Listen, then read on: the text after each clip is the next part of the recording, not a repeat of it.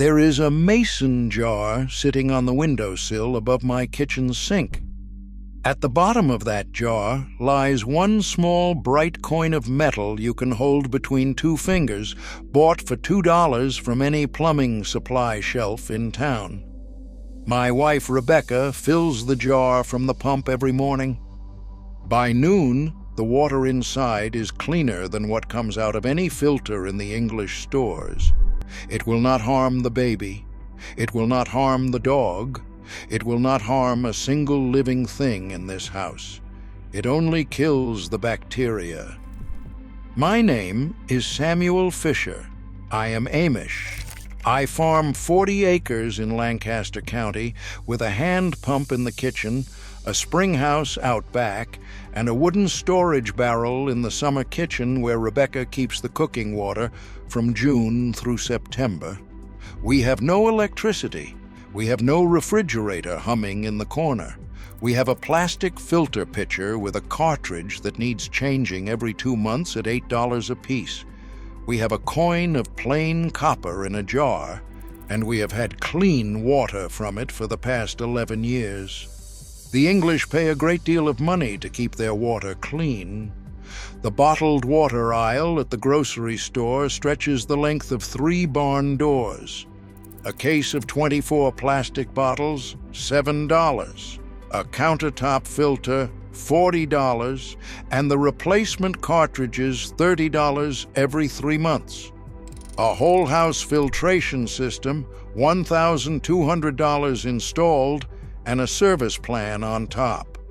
The water comes out clean enough.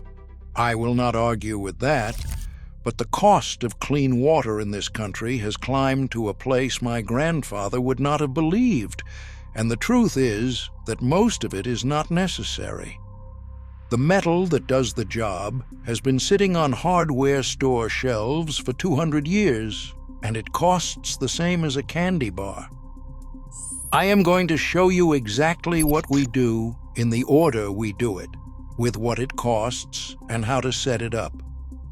3 pieces of metal in 3 places on the property, each one doing the same quiet work. Then I am going to tell you the part that should make you uneasy, which is that the science of this has been known since before the Civil War, and the filter companies have spent 50 years selling you a plastic cartridge that costs them 80 cents to make and sells for $30 because a $2 piece of copper does not refill itself every 3 months. Stay with me.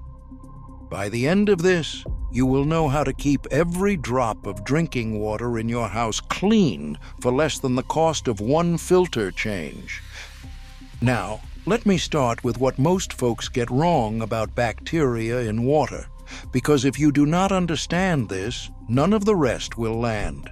Bacteria in your drinking water do not blow in on the wind. They do not fall out of the sky. They come from one of 3 places. They come from the source, a well that has been cracked, or a spring that runs near a barnyard. They come from the storage, a jug or a pitcher or a barrel that has been left open or wiped with a dirty cloth.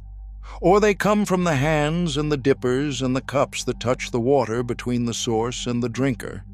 In most farm kitchens, in most country houses, the source is fine. The well is deep and the water comes up clean. The problem is what happens to the water after it leaves the pump. A pitcher of water on a counter, room temperature, will double its bacteria count every 20 minutes if even a few organisms find their way in. By the end of a hot afternoon, a jar of well water on a windowsill in July can have a population of bacteria that would not have been there at breakfast. That is the whole game right there. The well gives you clean water. The storage spoils it. And the question becomes, how do you keep the storage clean without electricity, without a filter cartridge, without something that has to be replaced on a schedule? The answer is copper. A piece of bright, untreated plumber's copper, the same copper that runs through every water line in every English house in this country, dropped into the storage and left there. Not silver, not stainless steel, plain copper. Here is what copper does, in plain words. When a copper surface touches water, it releases a tiny, harmless amount of copper ions into the water. Ions are charged particles, smaller than a grain of dust, smaller than you can see with any glass. Those ions move through the water and they find the bacteria. A bacterium is a single cell with a thin outer wall. When a copper ion touches that wall, it punches through and the cell dies within a few hours. E. coli, salmonella, cholera, typhoid, the whole list of waterborne sicknesses that have killed more people through history than every war combined. Copper kills all of them, given time. The English call this the oligodynamic effect, which is the Greek word for small power. The Egyptians knew it 4,000 years ago. They stored their drinking water in copper jars. The Indian grandmothers have been doing the same thing for 3,000 years. And the village wells in Rajasthan still draw water into copper vessels today. There is a doctor named Victor Bohr who proved the science in a laboratory in 1893. The United States Environmental Protection Agency registered copper as the first solid metal antimicrobial in 2008. Hospitals in this country are now replacing the door handles and the bed rails on their wards with copper because the bacteria die on the metal within 2 hours instead of living for a week on stainless steel. This is not folk magic. This is the oldest piece of public health science we have, and the filter companies have spent 2 generations pretending it does not exist. So here is what we do. 3 places, 3 pieces of copper. Each one costs $2. The first piece is in the mason jar on the windowsill. You walk into any hardware store or plumbing supply, you ask for a 6-inch length of half-inch copper pipe or a handful of plain copper fittings, the kind a plumber uses. $2 at the counter. You wash the piece in plain hot water and a little vinegar to take off any factory oil. You drop it into a glass jar or pitcher. You fill the jar from your pump or your tap in the evening, set the lid loose on top, and leave it on the counter overnight. By morning, 8 to 10 hours later, the water has been treated. Pour off a glass at breakfast. Refill the jar from the pump. The copper stays in the jar. It will work for the rest of your life. No cartridge, no replacement, no schedule. The second piece goes in the storage barrel in our summer kitchen. A larger length of copper, about the length of my forearm, costs about $4. I dropped it into the wooden barrel 11 years ago. The dipper hangs on a hook beside the barrel. The lid stays closed.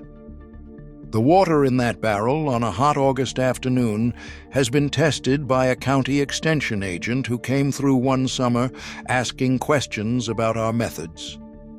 He took a sample to the laboratory. The bacterial count was 0. He shook his head and asked me what filter I was using. I showed him the copper. The third piece goes in the springhouse, in the clay pitcher we keep for the children when they come in from the barn thirsty.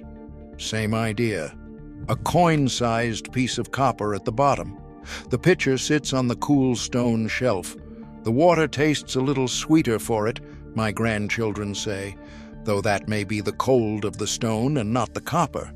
A few rules that matter. Use plain bright copper, not painted, not coated, not soldered with anything strange. The plumbing fittings at the hardware store are right. Do not use copper for storing sour or acidic liquids like vinegar or lemon water, because the acid pulls too much copper out of the metal, and that is not good for you. Plain water is right. Let the water sit at least 6 hours. Overnight is better. Wash the copper piece in vinegar once a month to take off any green film. The film is harmless, but the copper works faster when it is bright. That is the whole maintenance. The bigger picture is this. The filter industry in this country sells over $4 billion worth of cartridges every year. Every one of those cartridges ends up in a landfill, and most of them are made of plastic that will outlast my grandchildren's grandchildren. The bottled water industry sells another $19 billion worth of plastic bottles a year in this country alone, 90% of which are never recycled.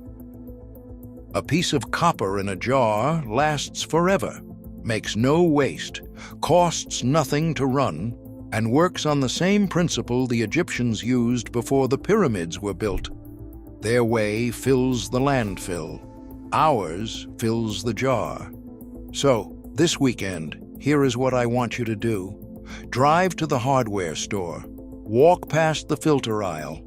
Ask the man at the plumbing counter for a 6-inch length of half-inch copper pipe or 3 copper fittings. $2, $3 at most. Take them home, wash them in vinegar and hot water, and drop one in a glass pitcher, one in a mason jar, one in whatever barrel or jug you keep on the counter. Fill them in the evening, drink in the morning. That is the whole system. Set up in one Saturday, paid for by Sunday, working for the rest of your life. Tell me in the comments where you live and what your water source is. Well water, town water, spring, cistern. I read every one of them. Next time I am going to show you what my grandmother used to do to keep milk from spoiling without ice, which involves one wooden box and a single common stone you can find behind any creek.